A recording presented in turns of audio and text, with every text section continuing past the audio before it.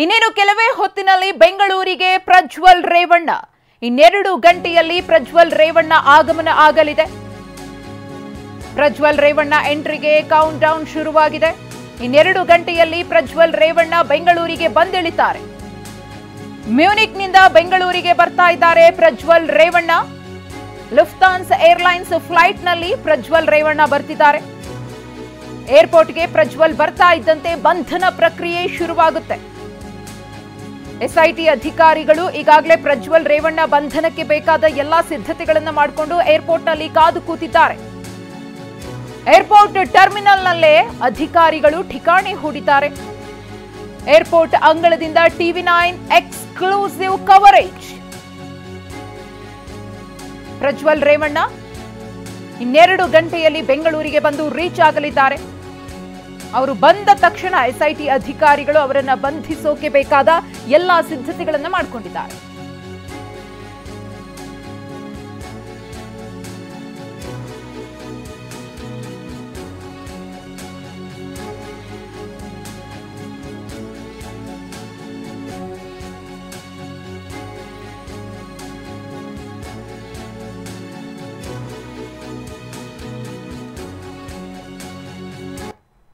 Complete coverage ಅನ್ನ ಟಿವಿ9 ನಿಮ್ಮ ಮುಂದೆ ಇಡ್ತಾ ಹೋಗುತ್ತೆ.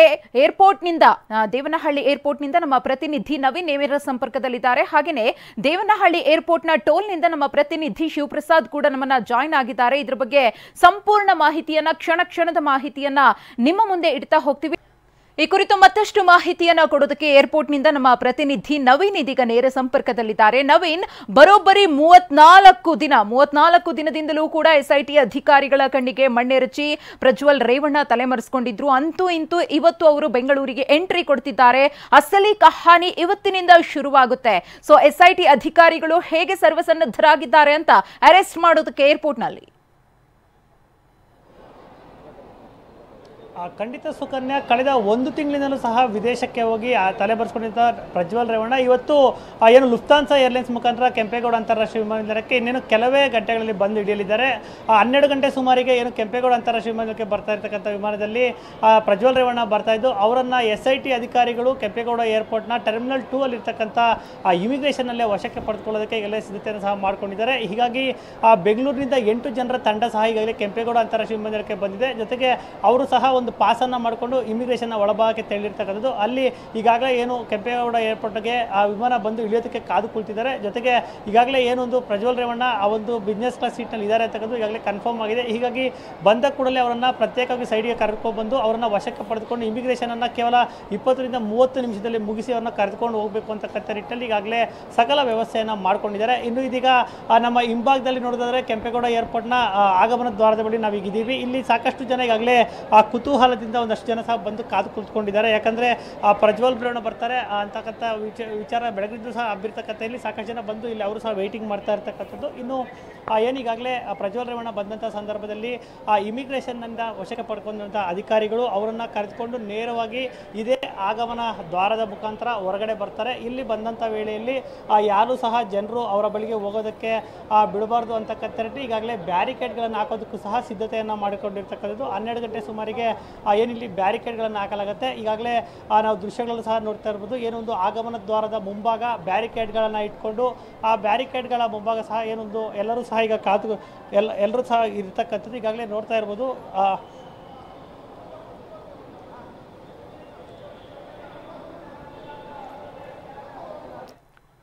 ಓಕೆ, ಹಾಗೆ ಸಂಪರ್ಕದಲ್ಲಿರಿ ನವೀನ್. ಇನ್ನು ಮತ್ತೊಂದು ಕಡೆ ಏರ್ಪೋರ್ಟ್ನ ಟೋಲ್ನಿಂದ ನಮ್ಮ ಪ್ರತಿನಿಧಿ ಶಿವಪ್ರಸಾದ್ ಕೂಡ ನಮ್ಮ ಜೊತೆಗೆ ನೇರ ಸಂಪರ್ಕದಲ್ಲಿದ್ದಾರೆ.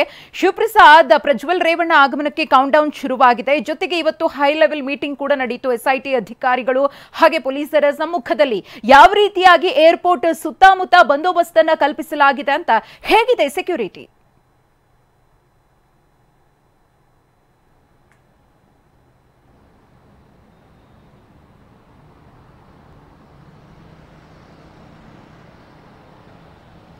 ಸಂಪರ್ಕ ಸಾಧ್ಯವಾಗ್ತಾ ಇಲ್ಲ, ಮತ್ತೆ ಸಂಪರ್ಕ ಮಾಡ್ತೀವಿ. ಪ್ರಜ್ವಲ್ ರೇವಣ್ಣ ಆಗಮನಕ್ಕೆ ಕ್ಷಣಗಣನೆ ಶುರುವಾಗಿದೆ. ಈಗಾಗಲೇ ಅವರು 4:15 ಸುಮಾರಿಗೆ ಮ್ಯೂನಿಕ್ನಿಂದ ಹೊರಟಿದ್ದಾರೆ. ಫ್ಲೈಟ್ನಲ್ಲಿ 12:30 ಸುಮಾರಿಗೆ ಬೆಂಗಳೂರು ಏರ್ಪೋರ್ಟ್ಗೆ ಬಂದು ತಲುಪಲಿದ್ದಾರೆ. ಒಂದು ಕಡೆ ಎಸ್ಐಟಿ ಅಧಿಕಾರಿಗಳು ಎಲ್ಲಾ ಬಂದೋಬಸ್ತನ್ನ ಮಾಡಿಕೊಂಡು ಏರ್ಪೋರ್ಟ್ನಲ್ಲೇ ಇದ್ದಾರೆ, ಠಿಕಾಣಿಯನ್ನ ಹೂಡಿದ್ದಾರೆ. 3-4 ಬಾರಿ ಇದೇ ರೀತಿಯಾಗಿ ಏರ್ಪೋರ್ಟ್ಗೆ ಹೋಗಿ ಬಂದಿದ್ದೇ ಆಯ್ತೇ ವಿನಃ ಪ್ರಜ್ವಲ್ ರೇವಣ್ಣ SIT ಅಧಿಕಾರಿಗಳ ಮುಂದೆ ಬರಲೇ ಇಲ್ಲ. ತಾವು ಬುಕ್ ಮಾಡಿದಂತಹ ಟಿಕೆಟ್ ಅನ್ನ ಕೂಡ ಕ್ಯಾನ್ಸಲ್ ಮಾಡ್ಕೊಂಡ್ರು, ಪೋಸ್ಟ್ಪೋನ್ ಮಾಡ್ಕೊಂಡ್ರು, ಇದೇ ರೀತಿ ಆಟ ಆಡ್ಕೊಂಡು ಬಂದ್ರು. ಆದ್ರೆ ಅಂತೂ ಇಂತೂ ಕೊನೆಗೂ ಕೂಡ ಪ್ರಜ್ವಲ್ ರೇವಣ್ಣ ಸ್ವದೇಶಕ್ಕೆ ಮರಳುತ್ತಾ ಇದ್ದಾರೆ. ನೆಕ್ಸ್ಟ್ ಪ್ರಜ್ವಲ್ ರೇವಣ್ಣ ಏರ್ಪೋರ್ಟ್ಗೆ ಬಂದಿಳಿತಾ ಇದ್ದಂತೆ SIT ಅಧಿಕಾರಿಗಳು ಅವರನ್ನ ವಶಕ್ಕೆ ಪಡೆಯಲಿದ್ದಾರೆ. ಶಿವಪ್ರಸಾದ್ ನಮ್ಮ ಜೊತೆಗೆ ಮತ್ತೆ ಸಂಪರ್ಕದಲ್ಲಿದ್ದಾರೆ. ಶಿವಪ್ರಸಾದ್, ಹೇಗಿದೆ ಅಂತ ಏರ್ಪೋರ್ಟ್ನ ಸುತ್ತಮುತ್ತ ಸೆಕ್ಯೂರಿಟಿ?